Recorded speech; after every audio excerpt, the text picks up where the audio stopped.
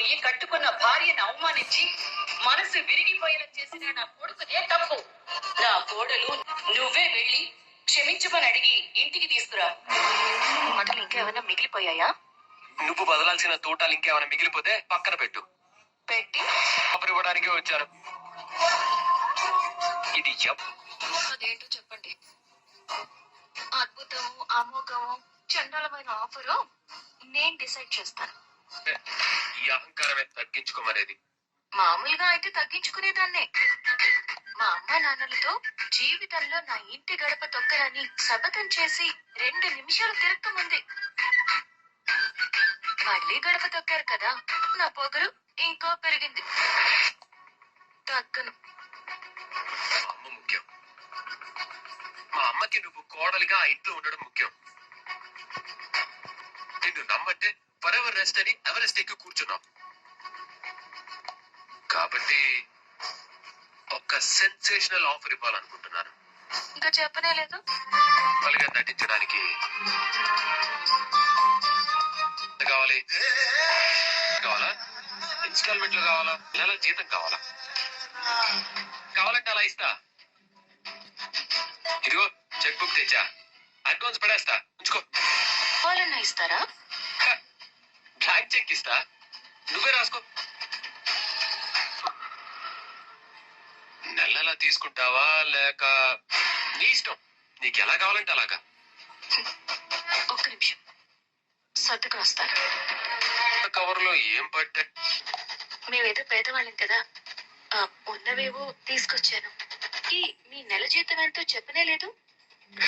నా కంపెనీలో నాకు జీతం ఏంటి? నెలకి 5 lakhs డ్రా చేస్తాను ఖర్చులకి.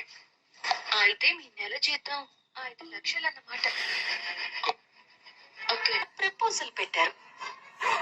నేను పరాయి పెళ్ళం కిరాయి మొగుడు అన్న కాన్సెప్ట్ తెచ్చాను.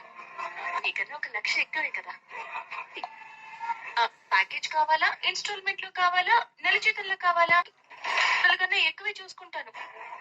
ఆ ఆఫర్ సెన్సేషనల్ గా ఉంది కదా. నన్ను అంత మాట అంటావా? మీరు నన్ను అంతే మాట అన్నారు కదా. ఏ మీకేమైనా ఎక్స్ట్రాగా కొమ్ములు ఉన్నాయా? మీరు నేను ఒక్కటే. మనిషికైనా సెల్ఫ్ రెస్పెక్ట్ ఉంటుంది. అది దెబ్బతింటే మొగుడైతే ఏంటి, టీచర్ ఏంటి, కోట్లు వెదజల్లి కోటీశ్వరుడైతే ఏంటి, ఈ మంట చల్లారేలా లేదు. వచ్చేస్తాడా ఏంటి? తీసుకున్నాడు.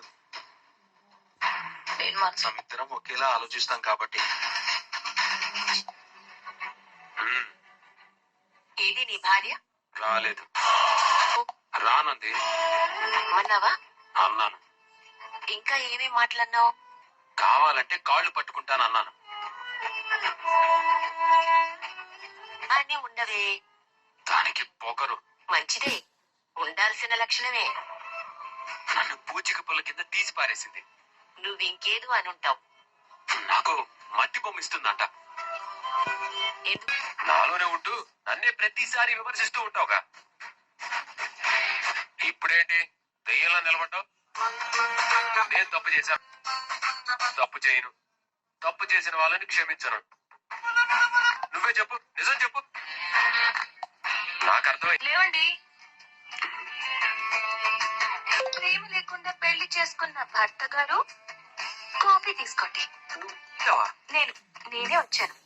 ఓహో, నిన్న నేను మాట్లాడిన మాటలకి భయపడి బాధపడి బెదిరిపోయి హడలిపోయి వచ్చావన్నమా?